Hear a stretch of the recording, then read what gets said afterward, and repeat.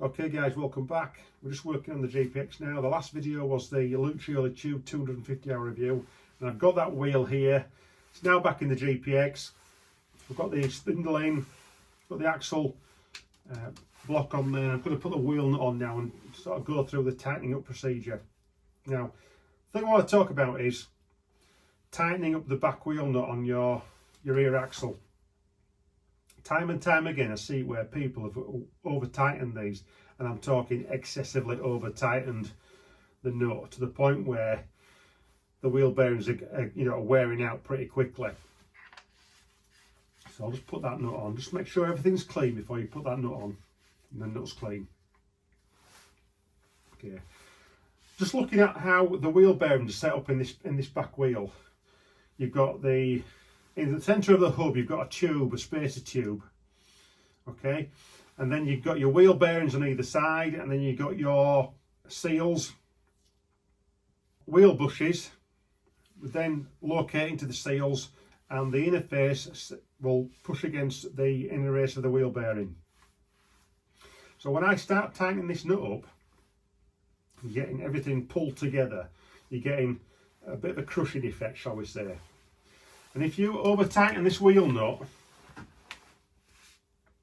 way over tighten it, something's going to start to give, and it will generally be the tube in the centre of the hub will start to crush.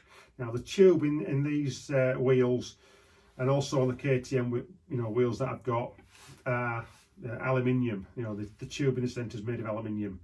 So as soon as you start over tightening, that tube will start to crush because you're putting pressure on the wheel spacer, which is putting pressure on the inner race of the bearing, which is putting pressure on the tube.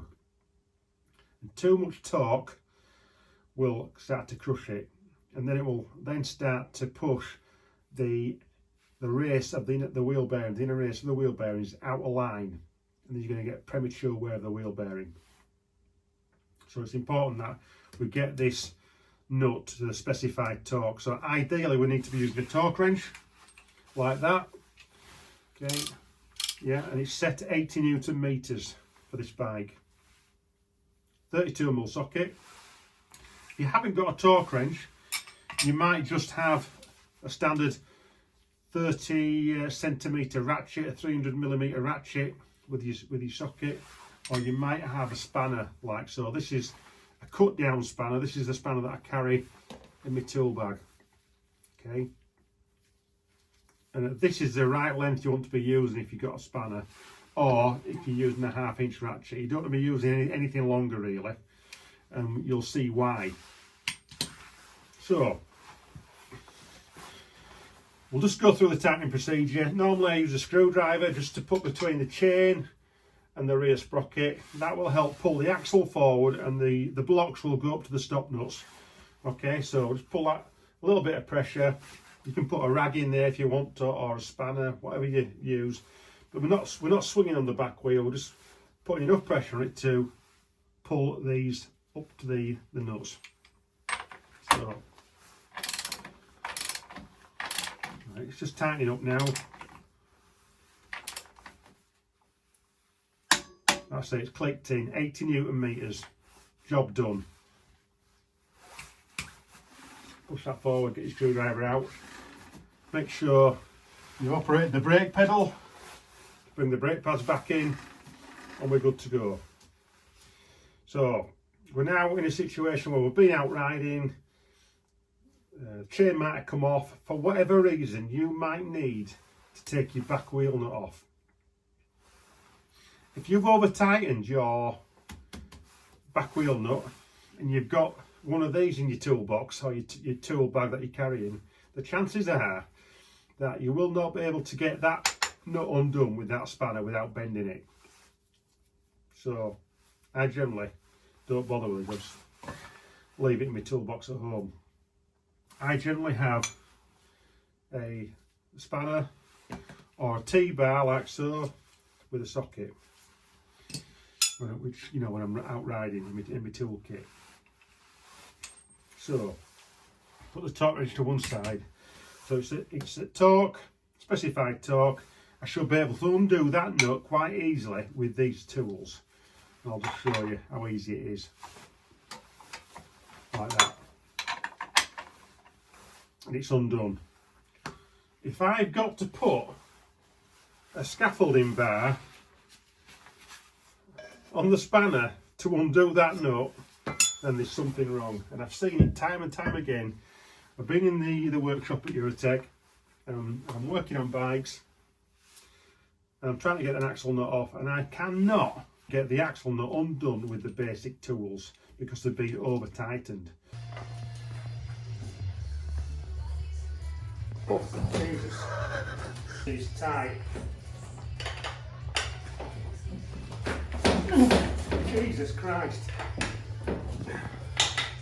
So I'll talk about why it's important to use something no longer than 30 centimetres when you are tightening it up when you're not using a torque wrench. So with the wheel nut loose, what we're going to do now is a little experiment to see how close I can get the torque to the correct setting by using the spanner, and I'll tighten it as I would normally do.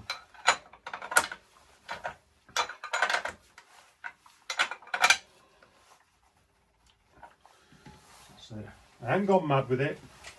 That's how I would normally tighten a back wheel. So put the torque wrench on. You set 80 Newton meters. Let's see if it moves the nut any further. A little bit. Yeah. Okay. But it's not over torqued when I've used that. Okay, it's not been over torqued, which is good. Okay, I'm now going to use the ratchet bar to tighten it up.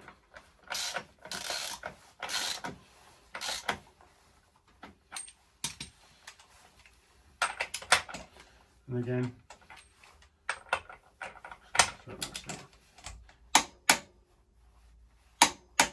yeah, virtually there with the ratchet bar.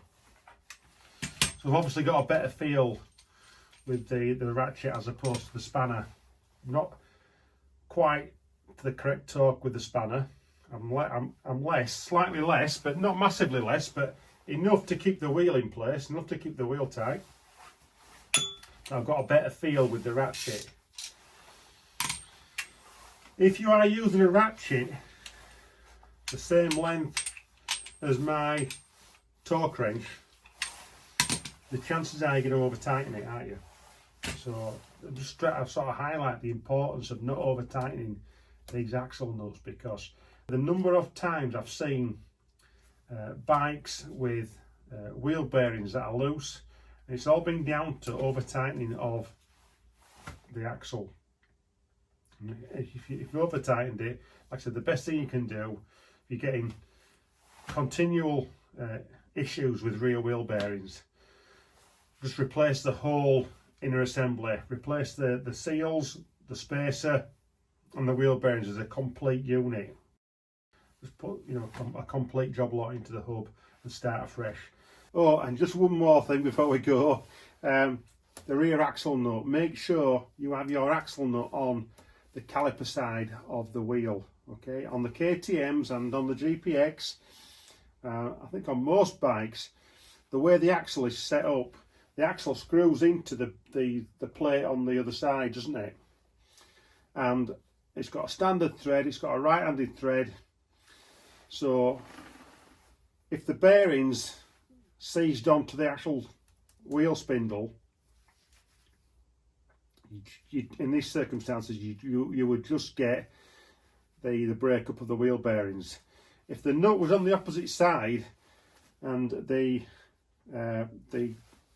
bearings gripped the shaft, the inner spindle, the chances are it could unscrew the wheel spindle out of the other plate, and it's going to cause more problems. So that's why we have the nut on the caliper side, so it's rotating, the axle's rotating in a way that it will tighten up if something grips onto the axle. Okay guys, so that's a bit of a tip from me. Back soon, stay tuned, and you're Adventure Media at Eurotech. See you soon.